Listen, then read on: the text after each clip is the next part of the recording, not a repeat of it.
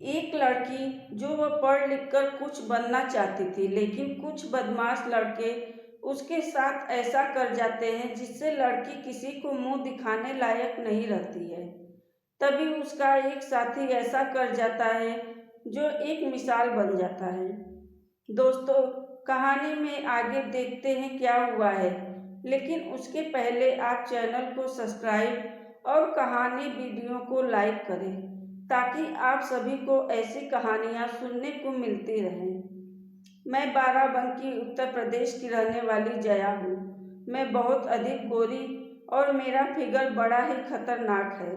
मैं अभी 20 साल की हूँ। जब मैं बाहर निकलती हूँ तो सबकी नज़रें मेरी ऊपर ही होती है, क्योंकि मैं बहुत खुले और फैशनेबल कपड़े पहनती हूँ, जिससे मेरा पूरा शरीर परफेक्ट दिखे और लगे कि हाँ, मैं बहुत अच्छी हूँ। ये बात पिछले गर्मी की है, जब हमारे कॉलेज का सेंटर 25-30 किलोमीटर दूर गया था। सब लोग अपनी अपनी सेटिंग करके पहुंचने लगे थे। उसी गांव में मेरी मौसी रहती थी। वो सगी नहीं थी, वह माँ की सहेली थी। अब मुझे अपनी ज़िंदगी में कुछ नया और अलग सा करना था, इसलिए मैं खूब मन लगा के पढ़ाई करती थी। तो मैं भी मौसी के घर पहुंच गई। मेरी माँ ने मौसी से बात कर ली थी। मौसी को 2 लड़के और एक लड़की थी। उनका बड़ा लड़का राहुल मेरी ही उम्र का था और उसका भी पेपर मेरे साथ ही शुरू होने वाला था। राहुल के लिए एक चीज़ अच्छी थी कि उसका सेंटर नज़दीक में ही था। मौसी का घर बहुत छोटा था। एक रूम में मैं रहकर पढ़ाई करने लगी। एक रूम में मौसा मौसी और उनकी छोटी बेटी रहने लगे और एक रूम में उनके दोनों लड़के रहने लगे। अब मैं जब पढ़ाई करती तो राहुल भी अपने रूम में पढ़ाई कर रहा होता है। राहुल भी कम स्मार्ट नहीं था। एक तो गांव का सीधा भोला सा लड़का, वह भी हट्टा कट्टा, कोई भी शहरी लड़की फिदा हो जाएगी, और मैं भी अपना दिल उसे दे बैठी थी। अब पेपर शुरू होने वाला था तो मैंने राहुल से कहा, कुछ पढ़ाई में मेरी हेल्प कर दिया करो। फिर हम दोनों शाम से रात 11-12 बजे तक एक साथ पढ़ने लगे। मैं और उसके नज़दीक आने लगी। राहुल भी अब धीरे धीरे खुलने लगा था। हम दोनों की नज़दीकियाँ बढ़ने लगी थी। तभी उनके घर एक रिश्तेदार आ गए। जब हम लोग एग्ज़ाम देकर वापस आए तो वह घर पर ही थे। अब हमें महसूस हो गया कि आज रात ये रिश्तेदार यहीं रुकेंगे। अब मैं फ्रेश होकर पढ़ाई के लिए बैठ गई। तभी मौसी ने कहा, जया, आज रात राहुल और रोहित तुम्हारे साथ इसी कमरे में सोएंगे, क्योंकि ये लोग दूर से आए हैं और कल सुबह ही जाएंगे। मैंने कहा, ठीक है मौसी, वैसे भी मैं और राहुल देर तक तो पढ़ते ही हैं। सब लोग खाना खाने के बाद सोने चले गए। मैं और राहुल पढ़ने बैठ गए। रोहित भी सो गया। राहुल के बगल में मैं बैठकर मैं थोड़ी हरकत करनी शुरू कर दी। पहले तो 1-2 बार उसकी कोहनी मेरे को लड़ी, तो मैंने जाने दिया, क्योंकि हो सकता है गलती से लग गया हो। इसी वजह से मैंने कुछ नहीं बोला। कुछ देर बाद मेरी आँख लग गई और कुछ समय बाद मैं अचानक से जाग गई, जिसकी वजह ये थी कि राहुल ने मुझे एक किस कर दिया था। एकदम से मैं जाग गई, लेकिन मैंने आँख नहीं खोली। मैं समझ गई थी कि राहुल हरामीपन कर रहा है, मगर मैं वैसे ही आंखें मूंदे बैठी रही कि देखूं आगे क्या करने वाला है। कुछ समय बाद जब उसको ये विश्वास हो गया कि मैं सो रही हूँ, तब वो फिर से अपनी कोहनी मुझे मारी।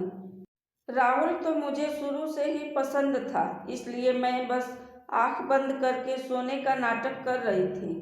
उसकी हरकत से अब मुझे भी अच्छा लगने लगा, जिसके चलते मैं उसका कोई विरोध नहीं कर पाई।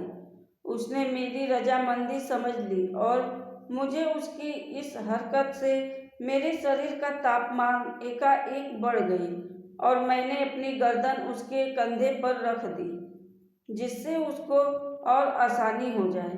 शायद वो इसी बात का इंतजार कर रहा था। अब मैं भी जाग गई थी तो राहुल एकदम सीधे से बैठ गया। मैंने उसको थोड़ा सा स्माइल देकर पूछा, राहुल तुम क्या कर रहे थे? मुझे तो बहुत अच्छा लग रहा था। राहुल भी हाँ में सिर हिला दिया कि मुझे भी अच्छा लग रहा था। फिर दोनों एक दूसरे में खो जाते हैं, फिर एक दूसरे को गले लगाए ही सो जाते हैं।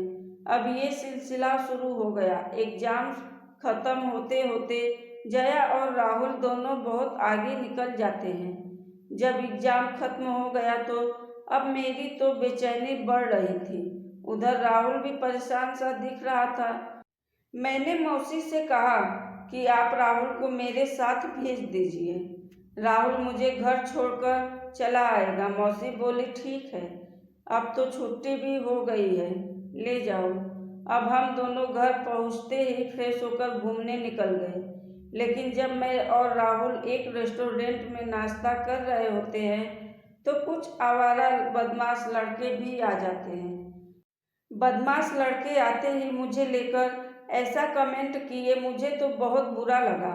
राहुल को इतना बुरा लगा कि उसने उन लड़कों से मारपीट कर वहाँ से भगा देता है। लेकिन जाते जाते लड़के धमकी देने लगे कि बाद में देख लूँगा। फिर इसी तरह हम दोनों एक दिन मूवी देखने चले गए और घर आते आते रात हो गई और वो बदमाश लड़के रास्ते में फिर रोक लिए, राहुल के ऊपर पीछे से हमला कर दिए, जिससे राहुल बुरी तरह से घायल हो गया और मेरे साथ जोर जबरदस्ती करने लगे। तभी उस रास्ते से कुछ लोग आते देखकर मेरे ऊपर एसिड अटैक करते हुए भाग निकले। अब हम दोनों को हॉस्पिटल लाया गया। राहुल तो जल्दी ठीक हो गया, लेकिन मेरा चेहरा तो साफ बच गया था, पर एसिड के वजह से मेरे शरीर के जो अंग जल गए थे उसके निशान जाने वाले नहीं थे। अब मेरे घर वालों को चिंता होने लगी कि इसकी शादी कैसे होगी। जब ये बात राहुल को पता चली तो राहुल ने मेरी माँ से कहा, मौसी आपको ऐतराज नहीं हो तो मैं जया से शादी करने के लिए तैयार हूँ। आप जया को पढ़ने दीजिए, पढ़ाई पूरी होते ही हम दोनों शादी कर लेंगे। राहुल ने सारी बात अपने घर बता दिया था। राहुल के घर वाले भी इस शादी के लिए तैयार हो गए थे। अब हम दोनों ने अपनी अपनी पढ़ाई पूरी करने के बाद शादी कर लिए। कुछ दिन बाद दोनों को एक ही कंपनी में अच्छी जॉब मिल जाती है। दोस्तों, प्यार का सही मतलब समझ में आया, इसी को प्यार कहते हैं। धन्यवाद।